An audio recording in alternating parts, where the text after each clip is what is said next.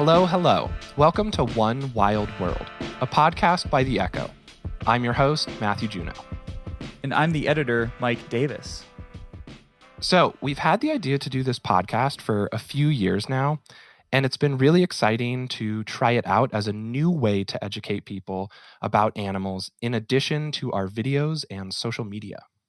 Variety certainly is the spice of life, and content types that work well for some people may not be the most effective types for others. I think giving these animal experts this extended interview format and time to dive into the details of their work is a great evolution in what we can accomplish through the Echo.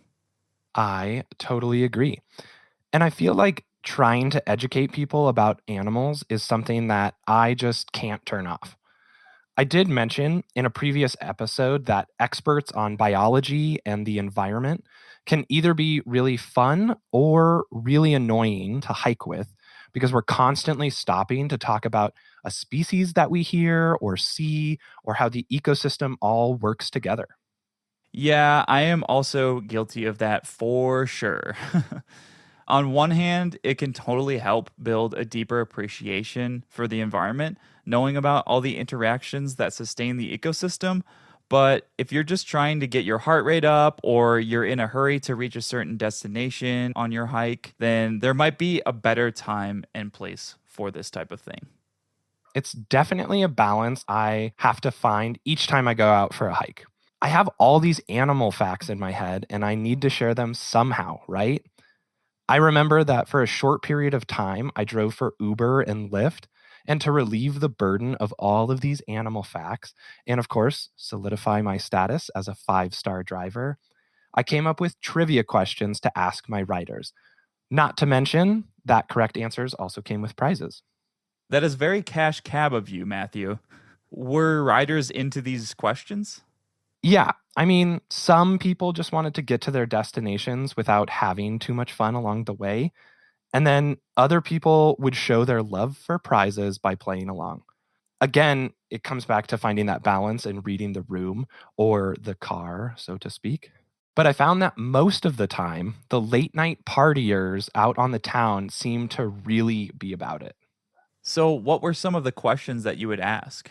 Well, a few of my favorites were asking people if they knew what other bird Benjamin Franklin suggested to be our national animal, or if they knew the difference between horns and antlers.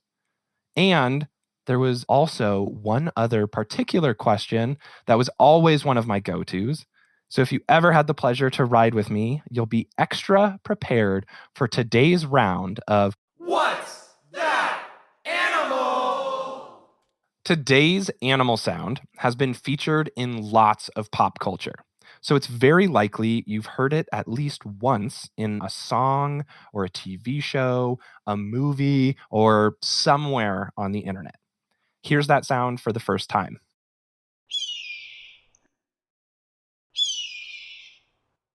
If you know, you know. I'm only trying to be just a little bit sneaky this time round, and you'll definitely see what I mean. Remember, our conversation with today's guest will also give some hints for you to guess from. One more time, here's the sound.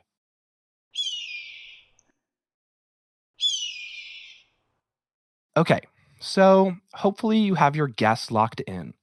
But if not, you'll be able to hear the sound once more at the end of the podcast, right before I reveal which of our animal friends makes this sound.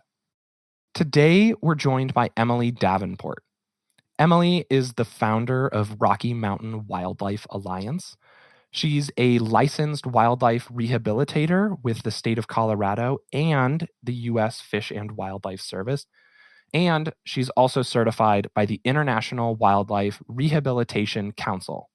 Let's head over to my conversation with her now.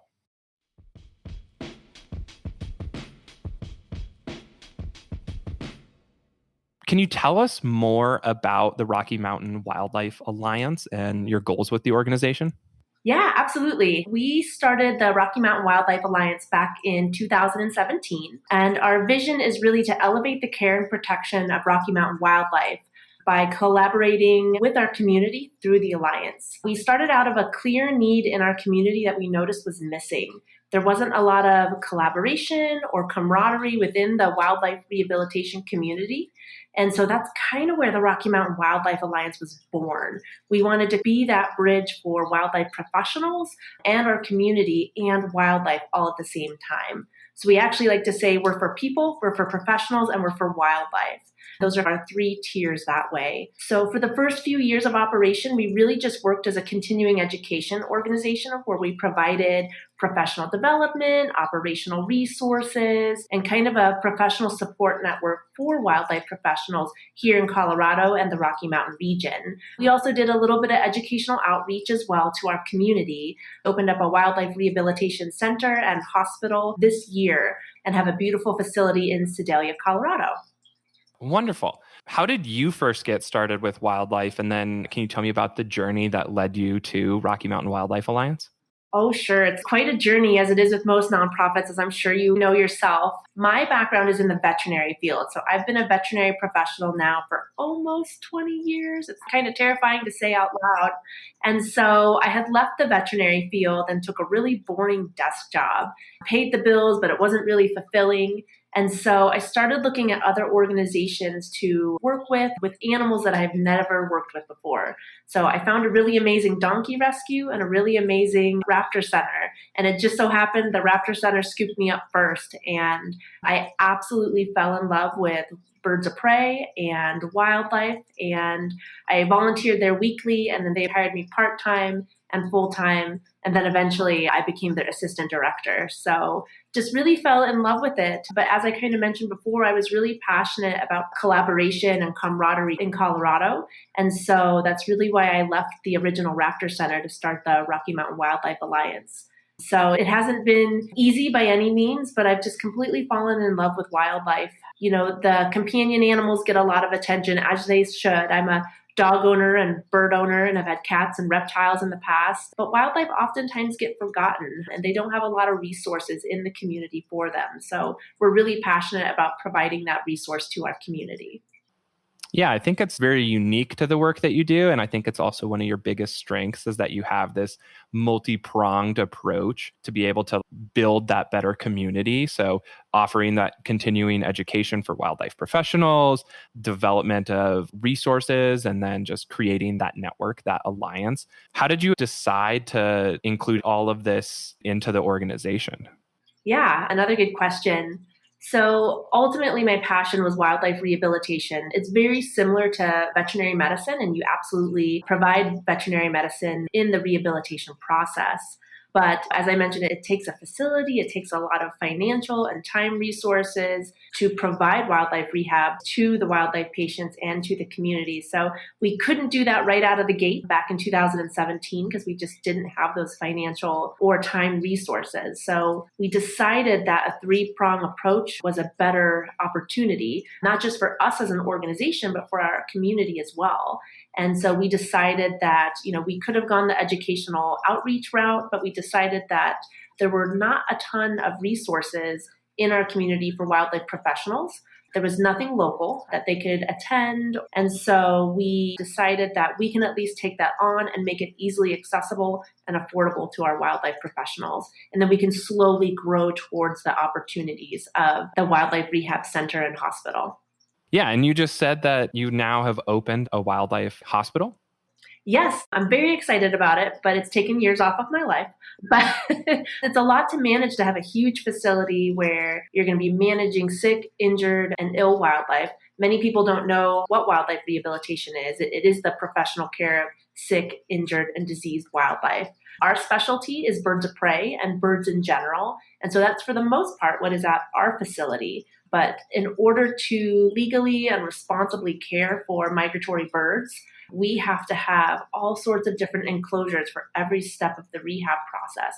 So we have to have restricted exercise enclosures, we have to have limited exercise enclosures, and then big, huge flight enclosures that provide unlimited exercise opportunities. So very excited about our facility in Sedalia, Colorado. We are sharing the property with another nonprofit called Cherokee Ranch and Castle Foundation. They have a very storied past of being conservation experts here in Colorado. They have always been a big proponent of wildlife rehabilitation. In fact, their founder, Tweet Kimball, really wanted there to be a raptor rehab program on site there. So we are helping them with their mission. They are helping us with our mission. And we're really grateful to be on that property and to have that facility to work out of. So we hope to kind of grow and expand as time goes on and as resources allow. But so far this year, we have cared for over 50 patients, and we'll probably hit 200 by the end of the year. Yeah, I think it's something that people might not think about all the time, but when people get hurt, they need physical therapy to get back to it. And the very same is true with birds of prey. And so having these flight enclosures so that they can stretch their wings and get back to it is really needed. You can't just have small cages all over the place. There's a lot that goes into that consideration. And I know you've worked with birds of prey as small as flammulated owls and then as large as California condors. How do you adjust the care for small birds versus large birds? And what's unique about that care? Oh, I love that question. That's a great question. A lot goes into it. A lot of people don't understand the time that it takes to kind of learn about all the different species that we see. Over 300 different species of birds alone here in Colorado.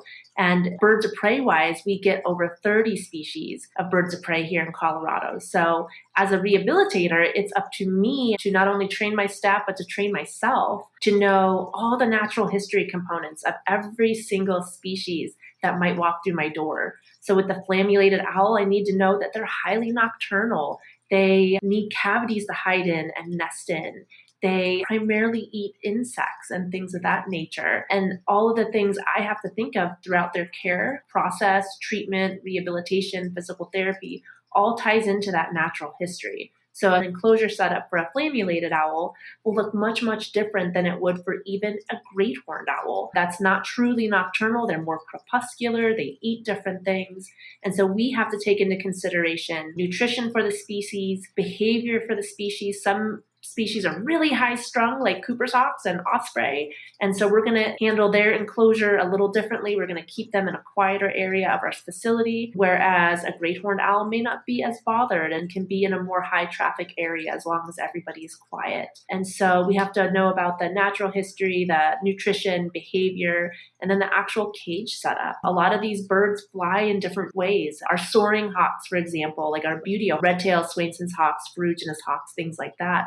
They need to strengthen those big soaring muscles. And so having a flight enclosure where they can bank to the right and to the left and build muscle is important, whereas an American kestrel, for example, doesn't have those big spoon-shaped scooping wings. Their wings are more shaped like knives. And so we really have to have an enclosure set up where they can maneuver and cut through the air. And so a lot really goes into these facilities and the care that it takes to provide responsible and ethical care to a variety of different species.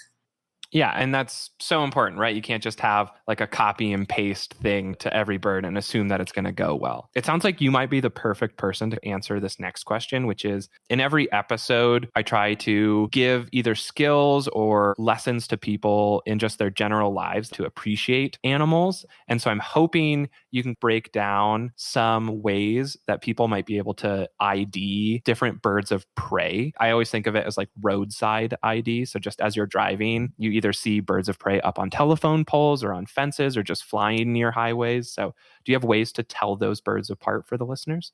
Yes, it's a lot more tricky than you would think. Here in Colorado, we get 4 types of buteo hawks. We get our red-tailed hawk, our Swainson's hawk, ferruginous hawk, and then in the winter, we get our rough-legged hawk. And so they can all look very similar. We also have a type of hawk here in Colorado called the true hawks or the accipiters. And we have 3 types of those. We have the goshawk, the Cooper's hawk, and then the sharp-shinned hawk. And they all look very similar. We get a variety of falcon species as well, primarily 4 species that come into the Colorado area.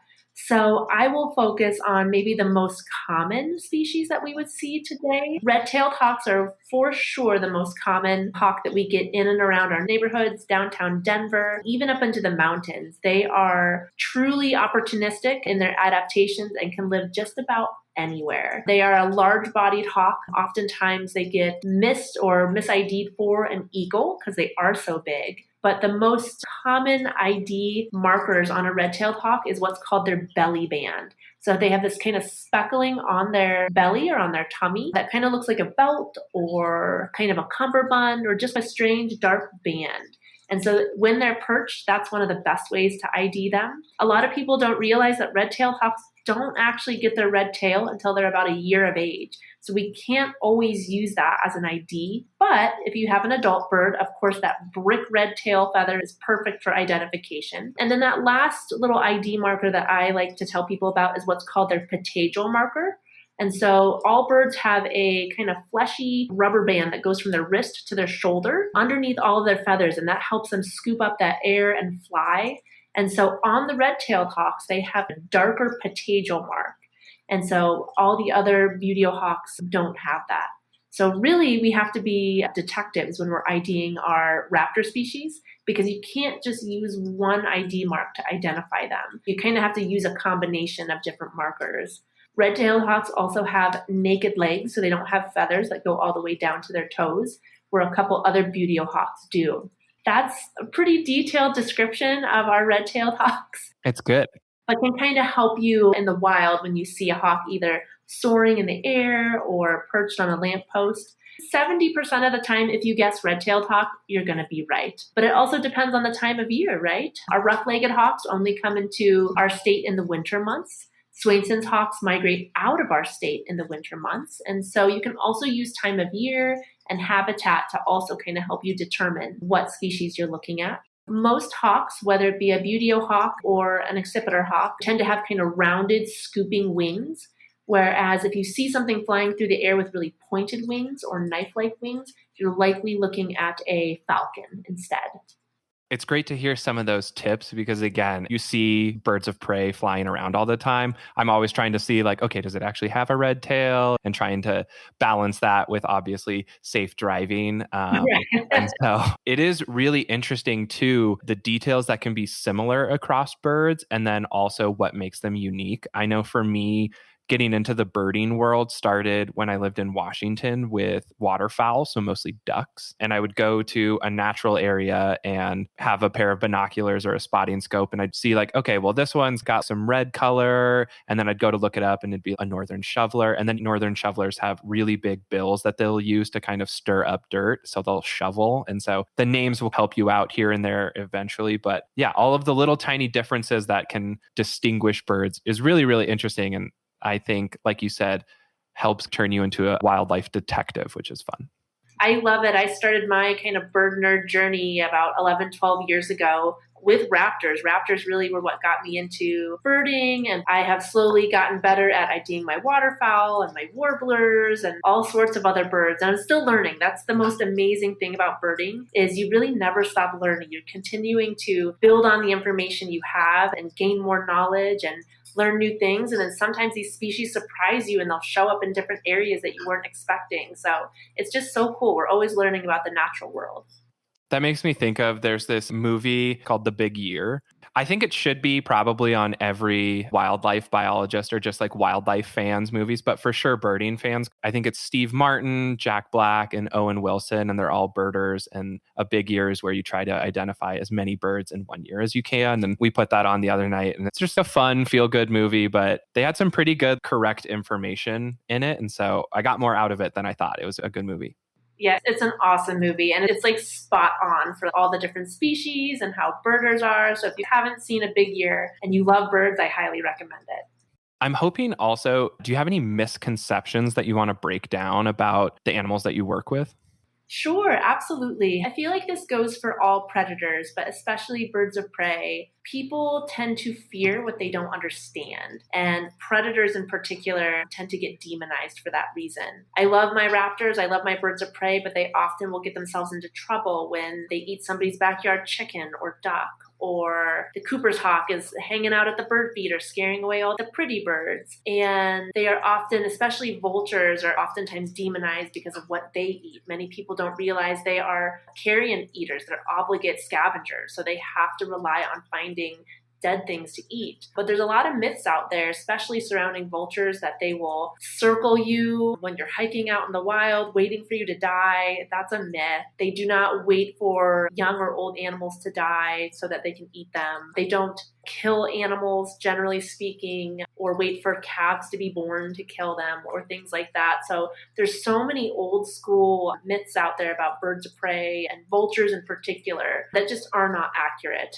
And one of the things that we do at the Rocky Mountain Wildlife Alliance is truly focus on those coexistence strategies. So for people that have backyard poultry, for example, your animals will be predated on. It's not a matter of if, but when, if you do not reinforce some protection. So they can't just have a coop and then have free range in the backyard, because you're going to have issues with fox, you're going to have issues with coyote, raccoons, hawks, and great horned owls. And so one of those coexistence strategies that people can use is just create an enclosed outdoor space for your chickens, or go out with them and give them kind of monitored playtime. That way you can be out there and be a deterrent for predators that are in the area. Some of our other issues that we see commonly are people are worried about their dogs and cats getting attacked by birds of prey. And there is a myth that a hawk can carry off your Yorkie and take them away. And that's not actually true. Even though these birds of prey look really big, they don't weigh that much. So they're not going to pick up your 12-pound cat and fly away with it. They may try and attack it if it's unattended. All of our predators, birds of prey included, are opportunistic. So they are going to exert the least amount of effort and energy to make a meal. And so sometimes that means a cat in the backyard. That may mean an unattended Yorkie that is running wild in a park somewhere. They're easily stimulated by sight and sound stimuli. And so we can do our part as good pet owners and make sure our dogs are leashed when they're out and about. We watch them when they're in the backyard, and then we keep our cats indoors to help protect them and the other wildlife species as well. So there's a lot of myths out there, especially surrounding birds of prey, especially surrounding predators, but there's a lot we can do in our everyday life that doesn't cost us a thing and that is really easy to do, that helps protect us, our property, and the wildlife we may encounter. Yeah, at the core of your mission is to give that continuing education or those resources to wildlife professionals or just people so that they know how best to take care of their chicken or fowl. Another project we had touched base about a while ago was a mobile flight cage that you were able to take. Can you explain that project and tell us what was so unique about it? Yes, I'm very proud of our mobile flight enclosure. One of the issues that we encountered in trying to build a facility and create a facility is, in order to provide care to raptors, you must have these large flight enclosures. And because we didn't own our property, I didn't feel comfortable building these solid, permanent structures in the ground on property that didn't belong to us. And so I started kind of racking my brain of what could I do to at least start the process so that we can start rehabilitating patients now versus wait sometimes 10, 20 years until you can find that perfect piece of property that you can then buy. And so one morning I was drinking my coffee and stressing about how I was going to make this happen. And the idea popped into my head about well, what about reaching out to tiny home builders? What about having a mobile flight enclosure or a pre-release enclosure that could be on wheels so that we can take it places? And so I started reaching out to a number of different tiny home builders in Colorado. I think I talked to 2 or 3 that were like, no, you're crazy. That's not possible. Engineering wise, physics wise, it can't be done. And so I was getting a little disheartened, not sure what to do. And I reached out to an organization. They're no longer around, unfortunately, but Tiny Home Connection. I reached out to them with this idea and they were like, heck yeah, we can make this work. We will totally figure out how to do this for you. And so they really worked with me on what was road legal, how big we can make it, how long we can make it, what are the different sizes and dimensions we could logistically do, physics-wise, what can we do? So we actually worked with a couple structural engineers that helped us design a trailer bed. And then we modified this trailer bed to build the cedar slats and cedar posts that would usually go in the ground, but now it's in this mobile structure. So we were able to build a 25-foot flight enclosure that I believe is 13 feet tall at its peak. And it is absolutely mobile. So not only can we use it as a flight enclosure or pre-release enclosure, but we can also use it as what's called a hacking enclosure. So hacking is a release strategy where you essentially soft release an animal into the environment that they came from. So instead of tossing them out of a box and being like, good luck, you can actually drive our mobile flight enclosure to an environment or a different habitat, feed the animal that's going to be released in that flight enclosure for a week, let them get used to the sights and the sounds of this new habitat, and then you can actually open the hacking doors, and then it's up to the bird to release themselves when they want to. And so once the bird releases themselves, we can still supplementally feed them in that enclosure until they find prey sources, until they find food sources, and are able to survive on their own. So our flight cage does double duty. It's a hacking enclosure and a pre-release closure. And we have used it to help rehabilitate everything from as small as a mourning dove or an American kestrel, all the way up to, I think our largest bird we've put in there so far is a great blue heron. Big bird, but fit beautifully, did great in that enclosure. And then we work with our other partners that have even larger enclosures than us to finish the rehabilitation process. That's awesome. What are some of the best ways people can support Rocky Mountain Wildlife Alliance? Because you do have these very well thought out projects and goals that you're working on. Yeah, lots of different ways that you can help. Of course, we are a nonprofit, so we're solely run on donations. So any kind of monetary donation you're willing to make helps us out in the long run, helps our patients we're trying to provide care for. But we are always taking donations of in-kind supplies. So anything from your old newspapers and towels, gently used sheets and blankets we can always take as donations. We're always in need of office supplies and cleaning supplies and things like that. But you don't have to spend money to help us either. Just doing little things like signing up for King Super's community rewards is a big thing that can help us, and it costs you nothing. Only takes a few minutes to set up. And then we get a donation every time you shop for groceries. Amazon Smile is another great way to help us. Costs you absolutely nothing, and we get a percentage of the proceeds every time you shop. But if you don't want to go that route, we also are always taking volunteers too. We are a 100% volunteer organization right now, so we could not function without our volunteers. So if you're interested in wildlife or like wildlife or want to see what wildlife rehabilitation is like, you can fill out an application online and we will get you working with some really cool wildlife. Well, thanks for taking the time. And I definitely learned some things about how to ID birds just beyond my everyday, does it have a red tail? So thanks for talking today. Yeah, always great talking with you, Matthew. Thank you so much, and best of luck with the Echo.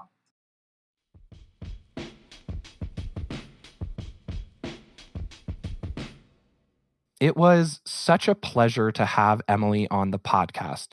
She is a tireless advocate for animals, and I always learn new things from her to add to my own arsenal of animal facts. It's not surprising that she came up with the amazing idea to build a wildlife alliance as a resource for collaborations between people working with animals. Her work is perfectly aligned with that theme of collaboration that we love to highlight here. Now, to have one more chance to lock in your final guess for this round of What's That Animal, let's hear the sound one more time.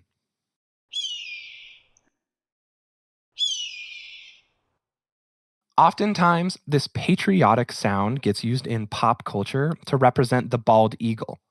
But this sound is actually the call of the red-tailed hawk. As a matter of fact, the call of the bald eagle actually has a much less powerful presence to our ear. So, in a very American move, we decided to replace it with the more majestic call of this incredible hawk. Named, of course, for their reddish tail, the red-tailed hawk is one of the most common birds of prey in North America. Often seen circling above fields or sitting on top of telephone poles, the males of this species will make a long screeching sound during flight to announce a claim of territory in mating season. That's pretty wild. So, now that you know the sound of this amazing bird of prey, you'll be able to keep your ears tuned to it and even share these fun facts with friends next time you hear the sound. Lastly, don't forget to also keep your ears tuned in for the next episode of One Wild World and another chance to play What's That Animal?